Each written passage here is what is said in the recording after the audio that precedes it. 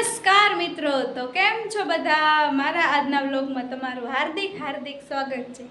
તો અમે આજે જઈ રહ્યા છીએ ભાવનગરના ગણપતિ દાદા જોવા, અને તમારે જોવા હોય તો વ્લોગમાં કન્ટિન્યુ બન્યા રહેજો। અને અમે કઈ કઈ જગ્યાએ જઈએ છીએ, ભાવનગર કા રાજા, મેઘાણી સર્કલ, ઘોઘા સર્કલ, સુવિધા, ક્રેસન્ટ સર્કલ અને ઘણી બધી બાજુ જઈએ છીએ। તો તમે વ્લોગમાં કન્ટિન્યુ બન્યા રહેજો અને ગણપતિ દાદાના દર્શન કરજો। અને આ છે મારા ઘરના ગણપતિ દાદા, તમે દર્શન કરી શકો છો। અને મેં ડેકોરેશન કેવું કર્યું છે તે તમે કોમેન્ટથી જરૂર કહેજો। અને મારા ઘરે જેને પણ દર્શન કરવા આવવાની છૂટ છે, મને ખાલી મેસેજ કરજો એટલે અને તમે મારા ઘરે દર્શન કરવા આવી શકો છો। ગણપતિ બાપ્પા મોરયા। ચાલો મિત્રો, તો અમે અત્યારે જઈ રહ્યા છીએ સુવિધા ટાઉનશીપ ગણેશ મહોત્સવમાં, જે આવેલું છે સુભાષનગરથી એરપોર્ટ રોડ પર, અને ખૂબ સરસ આયોજન કરેલું છે। તો ચાલો તમે પણ અમારી સાથે દર્શન કરો અને વ્લોગમાં કન્ટિન્યુ બન્યા રહેજો ને પૂરો વ્લોગ જોજો, તેથી બધા ગણપતિ બાપાના તમને દર્શન થાય। જો મિત્રો, તો ગણપતિ દાદાની ખૂબ સરસ મજાની મોટી જબર મૂર્તિ છે, અને નીચે સાઈડમાં રીધી સીધી પણ છે, અને ફૂલનું જબરજસ્ત ડેકોરેશન કરેલું છે। અને અહીંયા રોજ મારા દાદા પ્રસાદીમાં વિતરણ કરે છે, અને 10 દિવસ ત્યાં સૂવે પણ છે, ગણપતિ દાદાની સેવા કરે છે। જો તમે આ મારા દાદા છે તો તેને અવશ્ય તમે મળજો।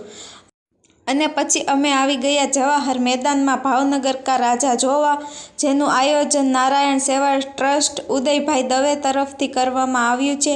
અને આ દ્વિતીય મહોત્સવ છે ગણપતિ બાપાનો। ગયા વર્ષે પ્રથમ હતો ને આ વર્ષે દ્વિતીય છે। ખૂબ સરસ મજાનું આયોજન કરેલ છે, અને ત્યાં આપણે બાળકો માટે ફ્રી જમ્પિંગ, પછી મોટરનું ચકડોળ ને તેવું રાખ્યું છે, અને 10 દિવસ સુધી આરોગ્ય કેન્દ્રનું ચેકઅપ પણ ફ્રીમાં રાખેલું છે। તો તમે અવશ્યથી અવશ્ય જજો ત્યાં જવાહર મેદાનમાં ભાવનગર કા રાજા જોવા માટે। અને મારી ધારાને તો અહીંયા ખૂબ જ મજા આવી હતી જમ્પિંગ કરવાની, તો તમે અવશ્યથી મુલાકાત લેજો। અને મિત્રો, અમે પછી આવી ગયા પીરછલા શેરીમાં મેડીમાનું મંદિર છે, ત્યાં અમે દર રવિવારે આવીએ છીએ। આખો દિવસ અમને ટાઈમ ન મળે તો અમે રાત્રે પણ આવીએ છીએ, અને મંદિર ખુલ્લું પણ હોય છે। અમે મેડીમાને અગરબત્તી અને ભીમળિયા દાદાને સિગરેટ ચડાવીએ છીએ, અને અમારી બધી જ મનોકામનામાં મેડી માતા પૂરી કરે છે।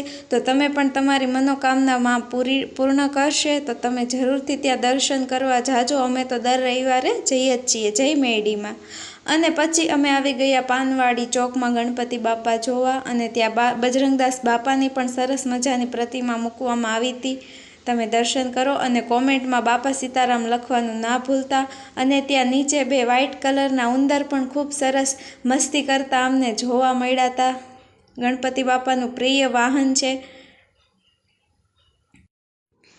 પછી અમે આવી ગયા ઘોઘા સર્કલ સેતુબંધ ઘોઘા સર્કલ મિત્ર મંડળ દ્વારા આયોજન કરવામાં આવેલા ગણપતિ દાદાના દર્શન કરવા।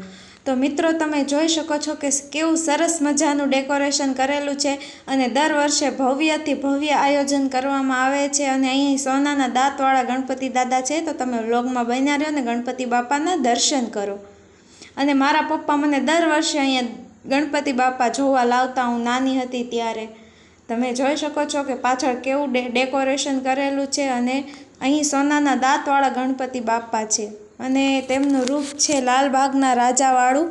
તો તમે જરૂર અહીં દર્શન કરવા આવજો। અને આનો પાર્ટ 2 પણ આવવાનો છે, તો વ્લોગમાં કન્ટિન્યુ બન્યા રહેજો, ને મારી ચેનલને સબસ્ક્રાઈબ ના કરી હોય તો અત્યારે જ કરી લેજો। અને પછી અમે આવી ગયા ક્રેસન્ટ સર્કલ ગણપતિ બાપાના દર્શન કરવા। અહીં બહુ ભીડ હોવાને કારણે હું શૂટ નહોતી કરી શકી, અને પાર્ટ 2 આવવાનો છે, તો તમે જોવાનું ભૂલશો નહીં। અને મારી ચેનલને અત્યારે જ સબસ્ક્રાઈબ કરજો। જય માતાજી।